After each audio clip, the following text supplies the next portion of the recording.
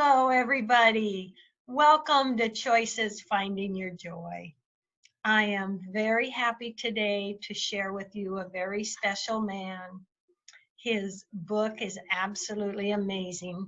I have with us today Kevin Hancock, and he is the author of The Seventh Power, One CEO's Journey into the Business of Shared Leadership. He's the CEO of Hancock Lumber Company, one of the oldest and best known family businesses in America. I love that. He is a recipient of the Ed Muskie Access to Justice Award, the Habitat for Humanity Spirit of Humanity Award, and the Boy Scouts of America Distinguished Citizen Award. So many things, such a background. First off, welcome, Kevin. Welcome to the show. Paula, thank you so much. It's a pleasure to be with you. Oh, it's a pleasure to be with you. Gosh, and I love the Boy Scout Award. My oldest son was a Boy Scout, Eagle Scout. Oh, wow. And I remember I'm in Washington State, and right. I remember they went to Mount Rainier and slept in the snow, and I'm at home going, no, is he warm enough, all the things those Boy Scouts do. So, of course, I became a Boy Scout mom for my daughter and just had so much fun with the girls at our house. Well, Kevin, I would love to have you share a bit of your background and tell us a little more about you, please. Sure, thank you. Well, I'm from the state of Maine. I was born here in Maine on the other side of the country from you, and part of the sixth generation of my family to have the opportunity to help lead our lumber company. Our company began doing business in 1848, so before the first cannonball was fired in the Civil War, and our company's integrated in the forest products industry. So we own timberland and we grow trees, and then we have sawmills and we manufacture lumber that we ship all over the world. And then here in Maine and New Hampshire, we have lumber yards that supply building materials to contractors, and we have 550 people who are part of our team who work at the company. Oh, I love it. I love it. Oh, my dad was a longtime lumberman. Oh, fantastic. Well, Kevin, tell us what prompted you to write this book. Yeah, I had a series of super unexpected life experiences that set me on a path and prompted me to write this book. Back in 2010, at the peak of the national housing and mortgage market collapse, I acquired a rare neurological voice disorder called spasmodic dysphonia, which at the time particularly made speaking very, very difficult. So I found myself trying to help lead our company through a super difficult economic time without the ability to use my voice very much, something I'd always used a lot and really taken for granted and never thought of. That tool suddenly wasn't there. So that was kind of piece number one. And then separately, serendipitously, a couple of years later, I began traveling to the Pine Ridge Indian Reservation out in South Dakota. It's the biggest and today the poorest of all the Sioux reservations on the Northern Plains.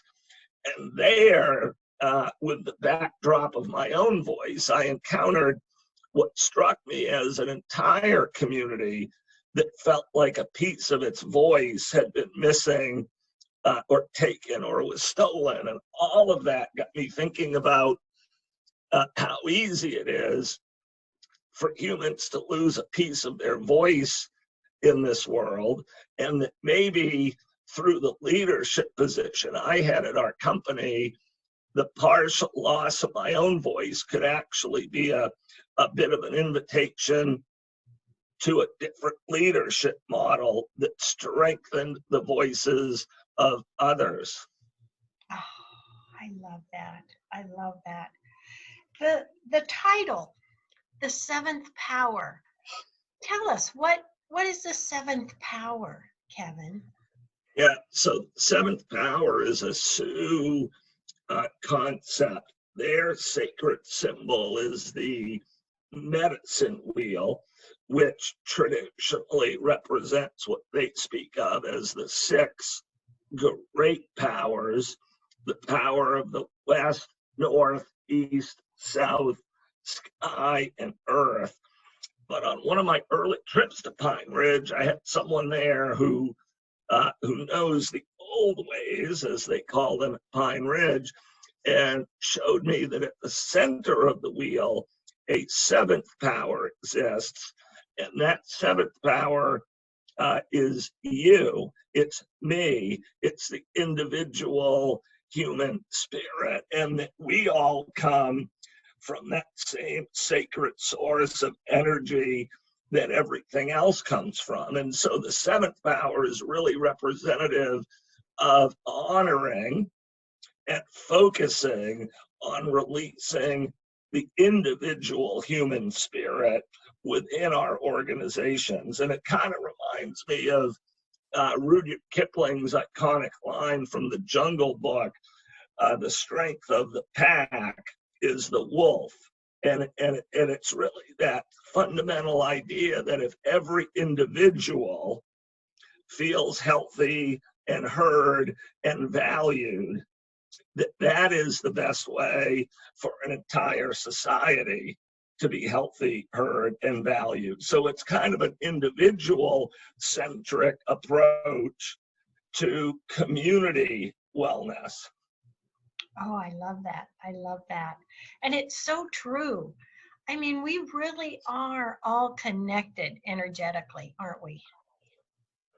We are. The Sioux have a phrase which is Mitakue Oyasin, which means just that. It translated, it means all things are one thing, or we are all brothers, or everything is connected. And that sacred energy, that sacred stardust that created the universe, call it what you will, that a piece of that lives in all of us. We are all a sacred manifestation of nature. And I think, Paula, one of the key important points there is the perspective that humans are a part of nature, not separate from it or above it, that we are manifestations of nature.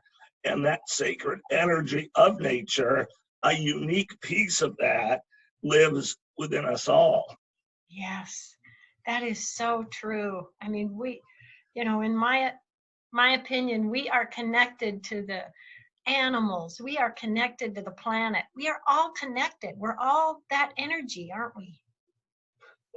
We are, yes. And what I ended up becoming quite passionate about and ended up writing about and working on in our own company is bringing that sacred understanding, the sacredness of the individual human spirit into the place of work and into our leadership models. You know, for a long time now, humanity has gone to work, and then you went on retreat to be spiritual, or you went to church to be spiritual, or you went on vacation to live and be your authentic self, or in retirement.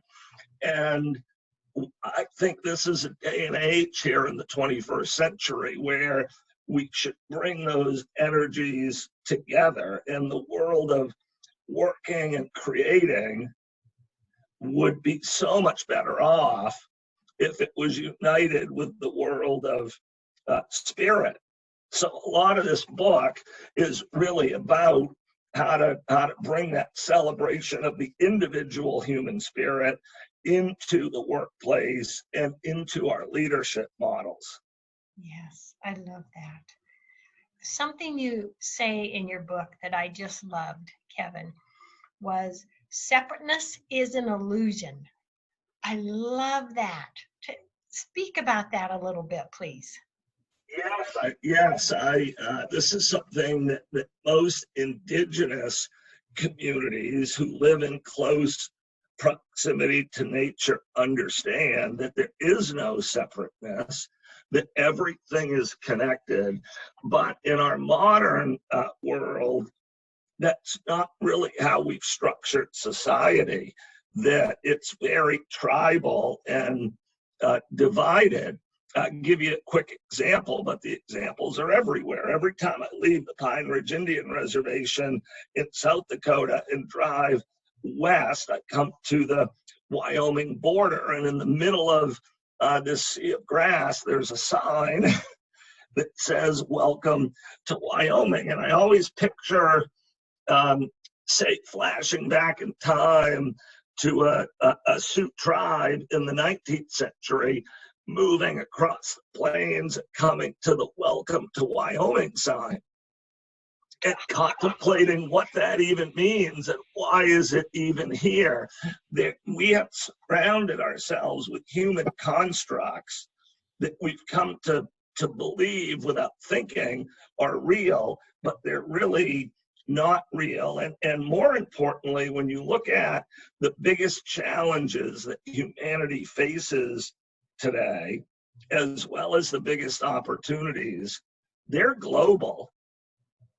Mm-hmm. They're not local anymore. And the fact that our challenges are global, but our structures for human organizations are local and tribal, is right at the center of why some might feel that this planet or humanity is struggling a bit right now. This is why that we're trying to work compartmentalized on issues that really affect everybody and need everybody.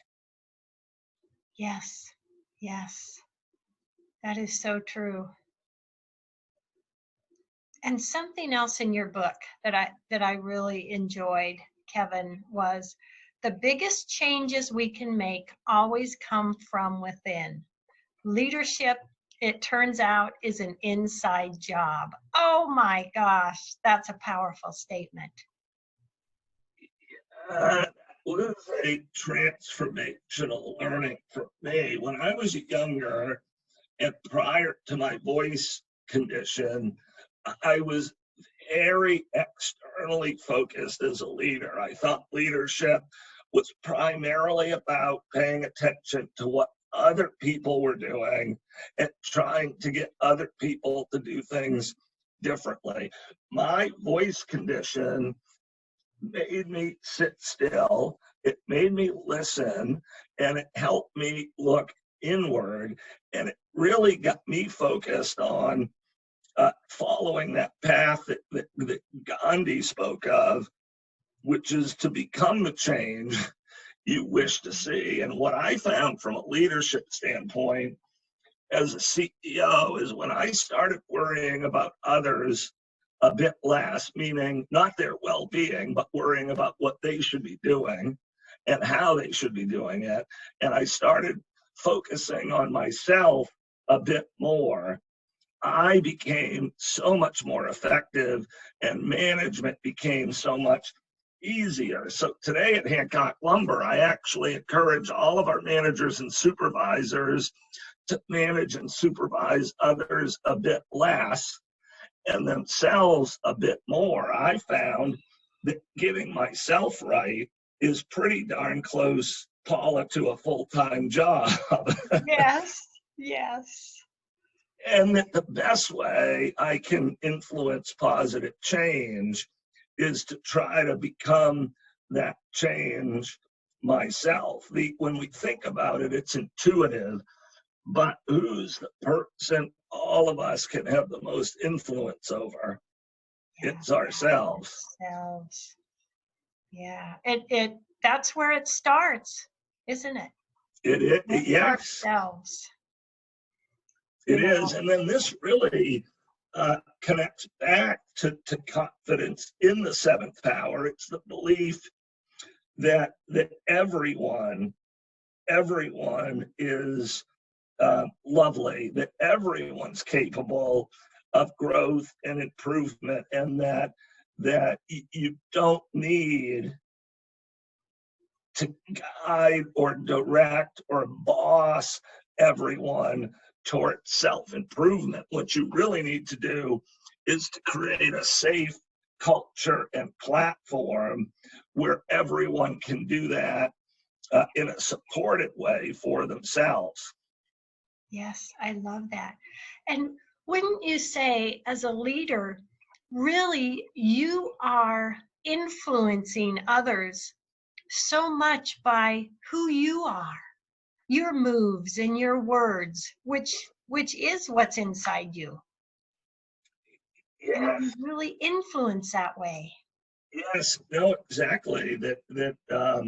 You know, so for example, in our work culture, we've really tried to give everyone a voice and create a community where people feel it's safe to say what they actually think. Now, what's the prerequisite for making that happen? It really is how the leaders listen and do or don't respond to what other people say. So, one of the lessons in my book is this notion that listening is for understanding, not judgment. So at Hancock Lumber, when someone says something, our leadership response typically is simply this: thank you for sharing that. That's it. You know, when I was younger, I always thought listening as a manager was to decide whether or not I approved of what that person was saying and either to affirm it or correct it. And this is what creates cultures where people are very cautious about what they say. But post my own voice condition, I really became convinced that we're all meant to have independent, authentic voices. We aren't meant to have the same voice. We aren't meant to see exactly the same thing. And that the truth in any community, including a business, is what everybody sees. But too often, leaders have tried to impose a single truth or a single perspective on an entire organization. And with enough pressure, people will go along with that. But that's not consensus. That's not authentic consensus. That's pressure. And people just give up and go along. So we're trying to create something that's much more dynamic, both for the organization and the individuals who are a part of it. Yeah. In a lumber company, no less, right, Paula? I love it. I love it.